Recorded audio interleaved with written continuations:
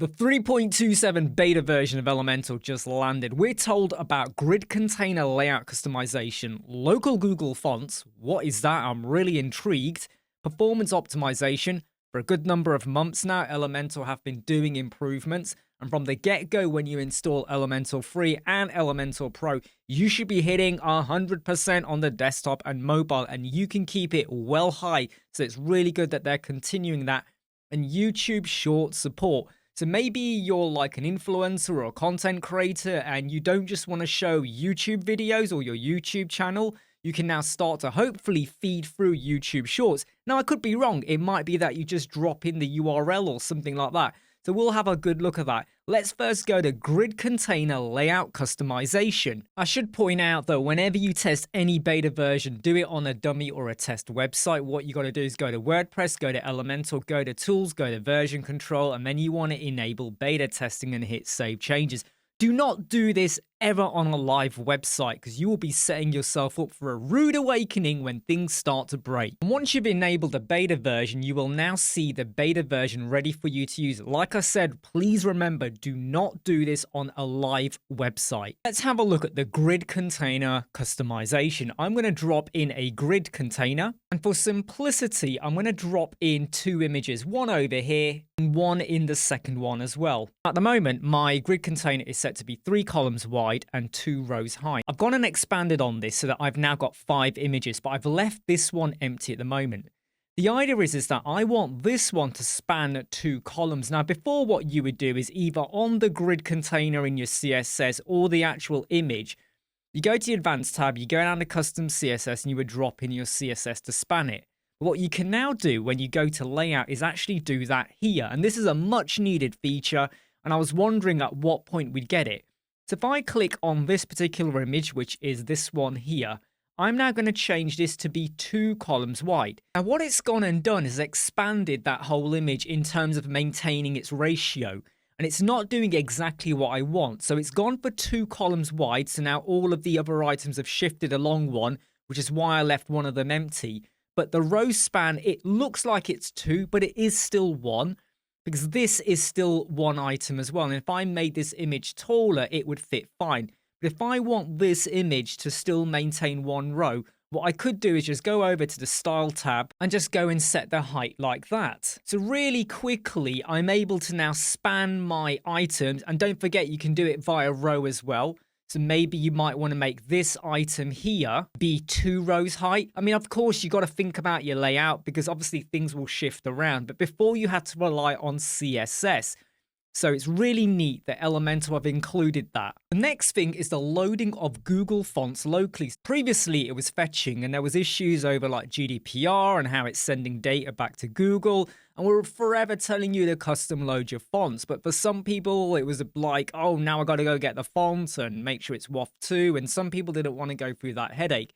Whereas sometimes people knew about it, but they were forgetting or they weren't fully aware of it. So you got a website fully loaded with Google fonts. Anyway, what this now does is self-host the font file. There's a bit of blurb here. The link for this is in the video description. First thing you got to do is go over to Elementor settings, go to features, and you will see over here, load Google fonts locally. So we're going to make that active and we're going to hit save changes. Of course, do bear in mind, though, on the Advanced tab that if you've got this disabled, you're not going to see anything at all. You'll just have your system fonts and your custom loaded fonts.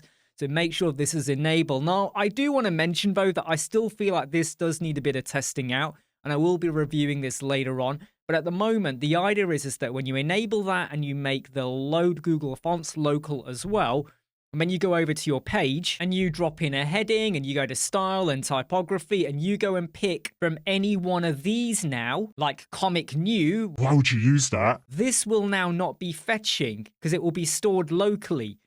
I'm going to be really interested to test this out even deeper and further, but apparently, from what I can tell, this will probably make a lot of designers' lives or developers' lives easier than having to always go and get the WAF too. As far as performance optimization goes, the styles are always going to be loaded, hopefully reducing on CLS. The swiper JavaScript won't be loaded unless it needs to. This one used to annoy me a lot, especially when I knew I was not using that on any of my pages, but it was still present within the code. And as we've seen in previous updates, we're getting improved markup, so there's less DOM being rendered. As mentioned at the start, we've now got YouTube Shorts support as well. I'm going to drag in the video widget. I've dropped in a URL for a short, which never looked good within the current video widget because you had all of this, empty, ugly estate on the left and right. You go over to the style tab, we're going to change this to be a 916, customize your width, and now it will display. Of course, we don't have like a video playlist. So if I use the playlist widget, say I go and drop that in for one of the videos, we don't have the option to go and set 916 or 69 or whatever we want.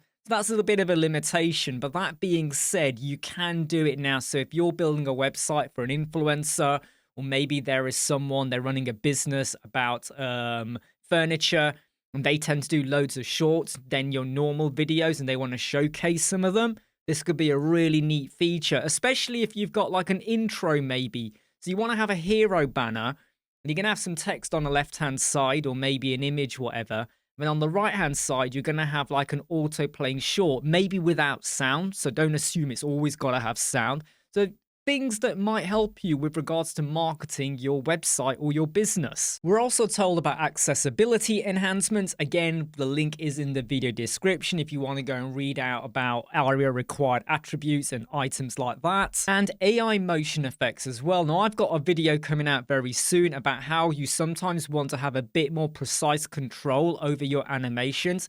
Like with fade in up and all of that, it will appear and it might overlap other elements because of the way it fades in up.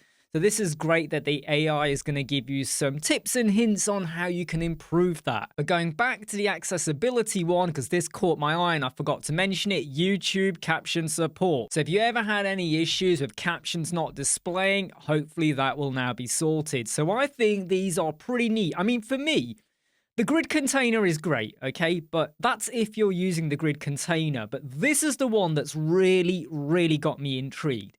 Loading of Google fonts locally. And I'm going to be testing this out a bit more, with websites where we're using a Google font, but we've not activated this feature.